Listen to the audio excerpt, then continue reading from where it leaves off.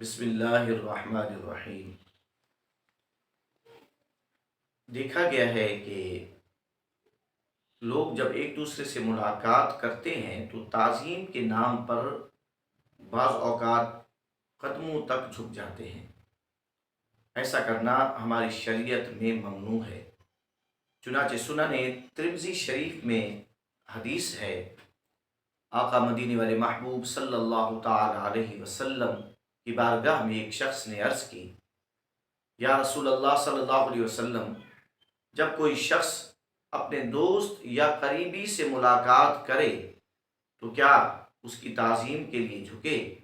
تو آپ صلی اللہ علیہ وسلم نے ارشاد فرمایا، نہیں۔ چنانچہ فتاوی عالمگیری میں بھی لکھا ہوا ہے، یکرہ الانحناء عند التحیۃ وبہ ورد النہی، کہ ملاقات کے وقت جھک جانا یہ ممنوع ہے، اور اسی بارے میں حدیث پاک میں نہیں وارد ہوئی ہے۔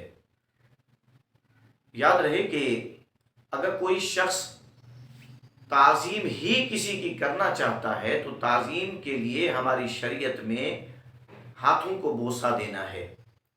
چنانچہ اگر کوئی شخص تعظیم کی نیت سے کسی عالم، کسی پیر، کسی بڑے، والدین کی عزت بجا لانا چاہتا ہے تو وہ تعظیم کے لیے ان کے ہاتھوں کو بوسہ دے۔ اس طرح تعظیم کرنا ممنوع نہیں بلکہ سنت سے ثابت ہے۔ چنانچہ حضرت عبداللہ بن عمر رضی اللہ تعالیٰ عنہ فرماتے ہیں کہ ہم نبی کریم صلی اللہ علیہ وسلم کے ہاتھوں کو بوسہ دیا کرتے تھے۔ مفتی احمد یار نعیمی رحمۃ اللہ علیہ فرماتے ہیں کہ بوسہ دینے کے لیے یا قدم چومنے کے لیے جھک جانا یہ مکروہ نہیں ہے، ممنوع نہیں ہے، اس لیے کہ یہ کسی کے لیے جھکنا نہیں بلکہ آداب بجا لانے کے لیے، بوسہ دینے کے لیے جھکنا ہے۔ لہٰذا یہ بوسہ دینا یہ رکوع میں جھکنے کی طرح ممنوع نہیں ہے۔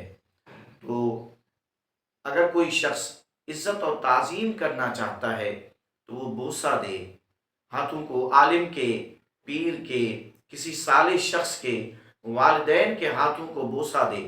اس طرح خواہ مخواہ جھکے نہیں کہ اس طرح جھکنا ممنوع ہے۔